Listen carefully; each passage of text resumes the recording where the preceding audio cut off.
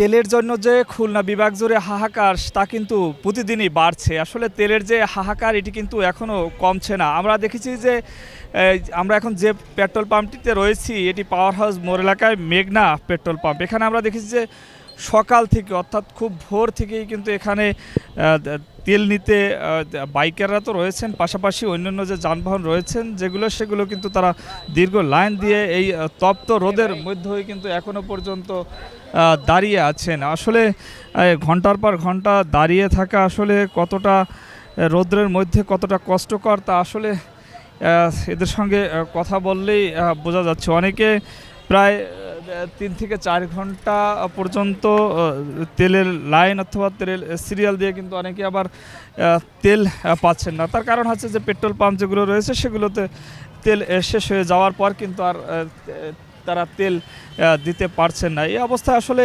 বাইকাররা এবং যারা যানবাহন চালকরা রয়েছেন তারা কিন্তু খুব একটা বিপদেই পড়েছেন। আমরা কথা বলেছি যে যারা এই পেট্রোল পাম্প মালিক যারা রয়েছেন তারা কিন্তু বলছেন যে আসলে তাদের যে পর্যন্ত তেল থাকে সে পর্যন্ত কিন্তু তারা দিতে পারে, এর বাইরে কিন্তু তারা আসলে তেল দিতে পারে না। সে কারণে কিন্তু আসলে তারা অনেকটা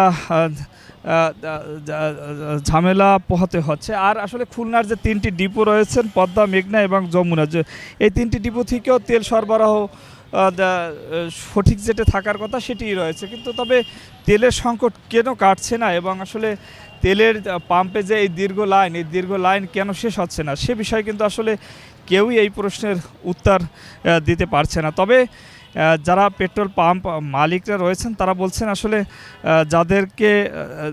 যাদের নিয়ম অনুযায়ী অর্থাৎ অতিরিক্ত তেল নেওয়ার কারণেই মূলত এটা হয়েছে। অনেকে আবার এই তেল মজুত করে, সে কারণে কিন্তু একটু কথা বলে নিতে চাই যারা লাইনে রয়েছেন। আসলে ভাই কত সময় এখানে আসছেন, কি ধরনের দুর্ভোগ?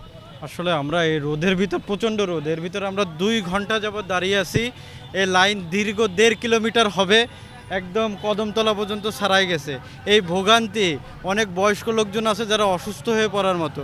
আসলে এই ভোগান্তির কথা বলার মতো না, এই ভোগান্তি আসলে মুখে বলে শেষ করা যাবে না, এটা খুবই ভোগান্তি। এ কথা বলে আসলে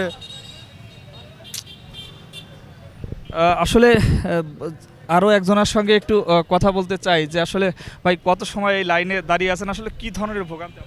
বড় ভাই, আমি হলো আপনার সেই সকাল মিনিমাম 10টার দিকে আসছি, সেই কদমতলায় লাইনে দাঁড়াইছি।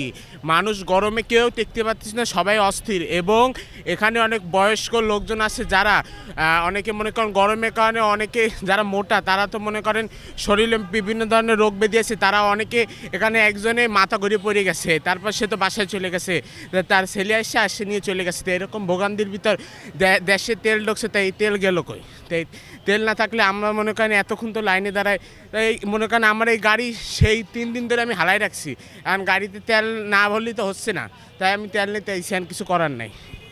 ধন্যবাদ। আসলে শুনছিলেন আসলে যারাই এখানে তেল নিতে আসছেন তারা কিন্তু সবাই ভোগান্তিতে পড়েছেন। এখন কিন্তু দুপুর কাটিয়ে বিকালের দিকে হয়ে গেছে, তবে এখনও পর্যন্ত যারা সকালে এখানে লাইনে দাঁড়িয়ে আছেন তারা কিন্তু তেল পাচ্ছেন না। আসলে কী কারণে তেল পাচ্ছেন না সে বিষয়টি কিন্তু স্পষ্ট কোনো বার্তা নেই। এখানে দেখেছি যে আমরা আসলে হুড়াহুড়ি বন্ধ করতে, এবং আমরা দেখেছি যে আইন শৃঙ্খলা বাহিনীর সদস্যরা এখানে রয়েছেন আসলে যাতে সুষ্ঠুভাবে তেল বন্টন হয়, তবে সেটি কোনোভাবেই স্বাভাবিক হচ্ছে না। তেল নিয়ে যে হুড়াহুড়ি, তেল নিয়ে যে হাহাকার, সেই হাহাকার থেকে কিছুতেই কিন্তু মুক্তি মিলছে না। তবে কি কারণে, কবে নাগাদ এই মুক্তি পাবে সাধারণ মানুষ, বাইকাররা এবং যারা সাধারণ যানবাহনের চালক রয়েছেন তারা কবে মুক্তি পাবে সে বিষয়ে কিন্তু স্পষ্ট কারো কাছ থেকে এখনও পর্যন্ত কোনো বার্তা পাওয়া যাচ্ছে না। আসলে সাধারণ মানুষ যারা বাইকাররা রয়েছেন, যারা গাড়ি চালকরা রয়েছেন তারা কিন্তু চায় যে আসলে এই